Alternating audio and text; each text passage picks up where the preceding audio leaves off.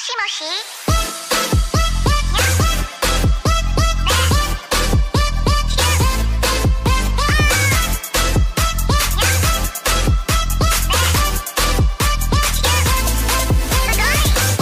Assalamualaikum warahmatullahi wabarakatuh. Halo anak-anakku kelas 9. Bagaimana kabar kalian hari ini? Ibu harap kabar kalian hari ini baik-baik saja dan diberi kesehatan. Apalagi pada masa pandemi ini kalian harus stay home. Dan jangan lupa semangat untuk belajar walaupun kita tidak bisa bertatap muka langsung. Sebaiknya sebelum pelajaran hari ini dimulai, alangkah baiknya kita berdoa bersama. Semoga pembelajaran hari ini diberi kelancaran dan kemudahan. Nah, pertemuan kali ini Ibu akan membahas tentang sistem reproduksi pada wanita. Wanita memiliki banyak karakteristik fisik yang berbeda dari pria karena peran pentingnya sistem reproduksi pada wanita. Fungsi sistem reproduksi wanita itu ada dua. Yang pertama, untuk memungkinkan pembuahan dari pertemuan sperma dan sel telur, serta melindungi organ dalam kewanitaan dari patogen penyebab infeksi. Selanjutnya, kita akan mendalami materi tentang sistem reproduksi wanita. Kalian tahu nggak sih organ-organ apa saja yang ada di sistem reproduksi pada wanita? Di dalamnya itu ada 5. Yang pertama vagina, yang kedua ovarium, yang ketiga tuba fallopi, yang keempat rahim, yang kelima serviks. Yang pertama vagina. Vagina itu terletak dalam tubuh di belakang kandung kemih, lebih rendah dari rahim. Salah satu fungsi vagina adalah menjadi jalan keluar darah saat menstruasi dan jalur lahir bayi saat persalinan, atau juga sebagai terowongan bagi sperma berenang menuju rahim dan tuba fallopi untuk pembuahan. Yang kedua, ovarium. Ovarium atau induk telur berada di sisi kanan dan kiri rongga panggul yang bersebelahan dengan bagian rahim atas. Fungsi ovarium sebagai reproduksi hormon seks wanita seperti estrogen, progesteron, dan ovum. Yang ketiga, tuba fallopi. Tuba fallopi memiliki bentuk seperti saluran bercorong yang masing-masing membentang dari ujung kanan dan ujung kiri pada rahim atas ke ujung ovarium. Tuba fallopi berfungsi untuk mengangkut ovum yang dilepas dan membawanya ke dalam infundibulum atau bagian ujung tuba fallopi untuk dipindahkan ke rahim. Yang keempat adalah rahim.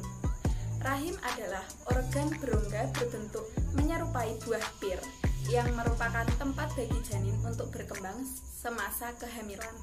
Bagian ini menyelimuti dan mendukung janin yang sedang berkembang.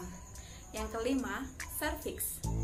Leher rahim atau serviks adalah silinder atau tabung yang menghubungkan vagina dengan rahim. Serviks terdiri dari 2 bagian, yaitu ektos serviks dan endoserviks. Oh ya, pada wanita pasti sekarang sudah pada menstruasi ya. Gimana sih siklus pada menstruasi itu? Wanita akan mengalami menstruasi ketika mulai memasuki usia pubertas. Berapa sih usia pubertas bagi wanita itu? Yaitu sekitar 11-16 tahun. Rata-rata siklus menstruasi berlangsung selama 28 hari. Pada setiap siklus menstruasi terdapat 3 fase, meliputi 1. Fase folikuler, 2. Fase ovulasi, 3. Fase eutel. Yang pertama, fase folikuler. Pada fase ini terdapat 2 hormon, yaitu hormon FSH dan LH yang dilepaskan oleh otak dan melewati aliran darah menuju alat reproduksi wanita. Kedua hormon tersebut akan memicu ovarium untuk memproduksi 15-20 sel telur. yang kemudian masing-masing akan tersimpan di dalam folikel. Fase yang kedua yaitu ovulasi. Fase ovulasi biasanya terjadi 14 hari setelah fase folikuler. Pada tahap ini, kadar estrogen dari folikel yang dominan akan memicu folikel untuk melepaskan sel telur dan ovarium. Alat reproduksi wanita juga akan menghasilkan lebih banyak lendir dari serviks atau leher rahim. Jadi, ketika terdapat sperma yang masuk ke dalam vagina, lendir tersebut akan membantu sperma bergerak menuju sel telur untuk proses pembuahan. Yang ketiga, fase luteal. Fase luteal pada sistem reproduksi wanita dimulai setelah ovulasi. Ketika folikel di ovarium sudah melepas sel telur, folikel yang kosong akan menciptakan suatu struktur yang disebut dengan corpus luteum. Yang selanjutnya, kalian tahu nggak sih proses pembentukan sel telur atau ovum? Jadi, proses pembentukan sel telur atau oogenesis terjadi di dalam kelenjar reproduksi. Dalam kelenjar ini dihasilkan gamet untuk proses pembentukan sel telur. Di sini ada beberapa tahap pembentukan sel telur. Yang pertama ada fase penggandaan. Ketika masa pengembangan janin, beberapa sel yang ada di dalam sel telur perempuan berukuran lebih besar ketimbang yang lain.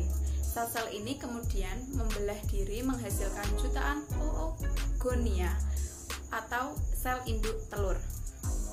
Yang kedua ada fase pertumbuhan, di mana fase pertumbuhan yaitu fase yang paling lama. Pada tahap ini sel induk telur berkembang menjadi sel telur yang lebih besar atau disebut dengan oosit primer. Fase yang terakhir adalah fase pematangan. Fase ini ketika meiosis pertama sudah terpenuhi. Saat berada dalam tahap ini, dua sel haploid terbentuk dalam folikel, namun ukurannya berbeda.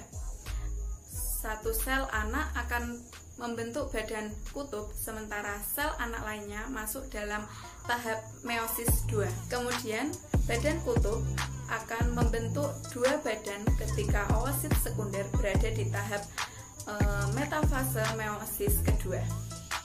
Dengan demikian bisa dipahami bahwa proses pembentukan sel telur dimulai lewat meiosis dan mitosis. Apabila setelah proses generasi ootit tidak ada proses pembuahan, maka siklus pembentukan sel telur akan diulang kembali sejak awal. Tandanya lapisan rahim akan dilepaskan dan perempuan akan mengalami menstruasi kembali. Nah, itu tadi pemaparan dari Ibu tentang sistem reproduksi pada wanita. Sekarang kalian Ibu bagi menjadi beberapa kelompok untuk menganalisis pembentukan sel telur. Ibu rasa cukup pada pertemuan kali ini. Jika ada pertanyaan silahkan cantumkan di WhatsApp grup saja ya. Wassalamualaikum warahmatullahi wabarakatuh.